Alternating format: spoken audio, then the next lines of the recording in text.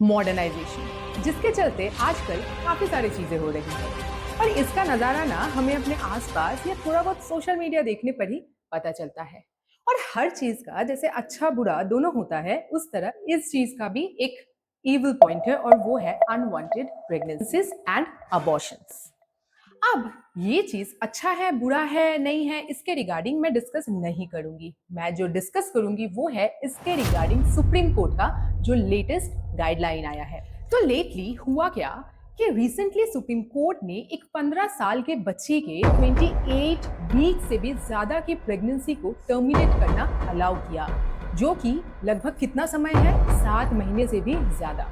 और कई बार अलग अलग प्रॉब्लम्स की वजह से इतने महीने में तो किसी बच्चे का जन्म भी हो जाता है। लेकिन इस मैटर पे कोर्ट ने कहा कि कोई भी जुडिशियल बॉडी किसी भी महिला को, स्पेशली अगर वो एक माइनर है, तो उस केस में उसके इच्छा के विरुद्ध अनवांटेड प्रेगनेंसी को कैरी करने के लिए मजबूर नहीं कर सकता। No.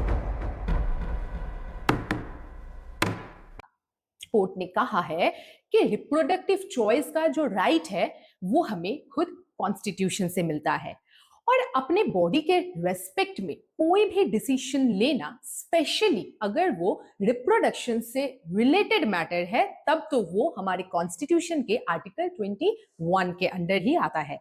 और आर्टिकल 21 क्या कहता है कि राइट टू लाइफ के स्कोप में प्रिवेसी और पर्सनल लिबर्टी इंक्लूडेड है।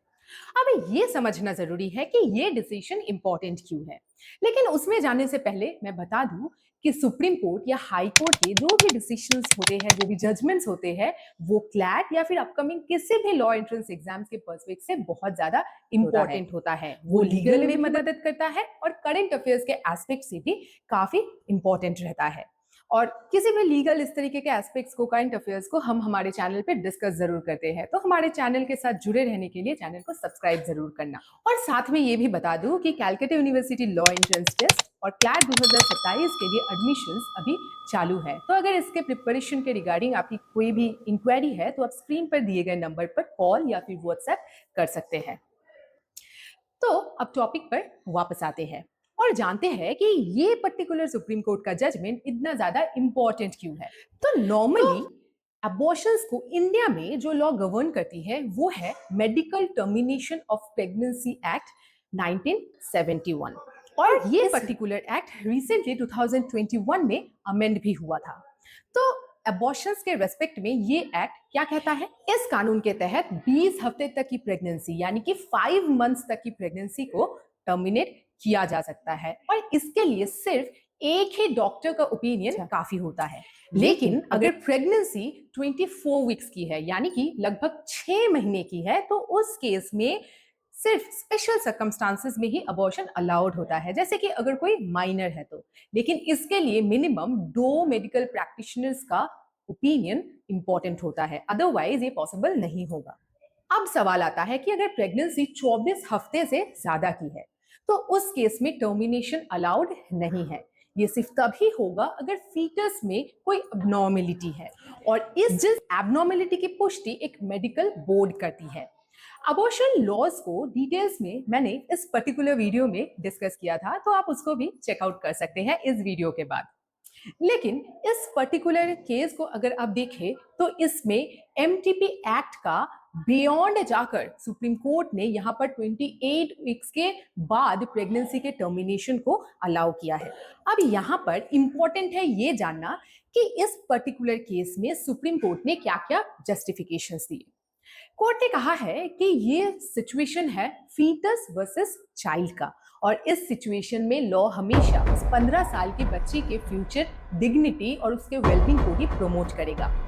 कभी भी उसको ऐसे फिटस को फुल टर्म तक बियर करने के लिए मजबूर नहीं किया जा सकता जिसको वो खुद कैरी नहीं करना चाहती है, क्योंकि ये फोर्स्ड मदरहुड है और फोर्स्ड मदरहुड के कॉन्सिक्वेंसेस काफी घातक हो सकते हैं।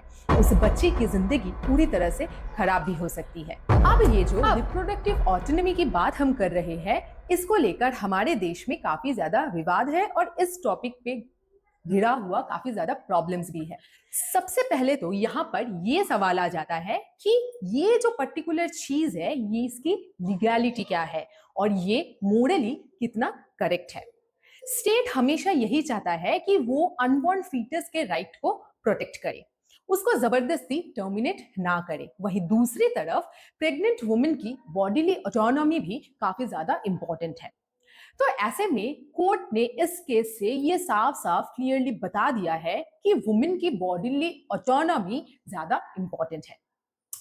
दूसरी चीज इसमें यह है कि अगर किसी वल्नरेबल वुमेन को जबरदस्ती उसके फीटस को फुल टर्म तक कैरी करने के लिए मजबूर किया गया तो ये उसके साइकोलॉजिकल और फिजिकल इंटेग्रिटी को पूरी तरीके से खराब कर सकता है, जो उसके इच्छा के अगेंस्ट भी है। थर्डली, सुनने में भले खराब लगे लेकिन ये फैक्ट है कि हमारे देश में आज भी वुमेन को एक रिप्रोडक्टिव इंस्ट्रूमेंट की तरह कई जगहों पर यूज किया जाता है, उनके ऑटोनॉमी को नजरअंदाज किया जाता है, और ये फैक्ट है।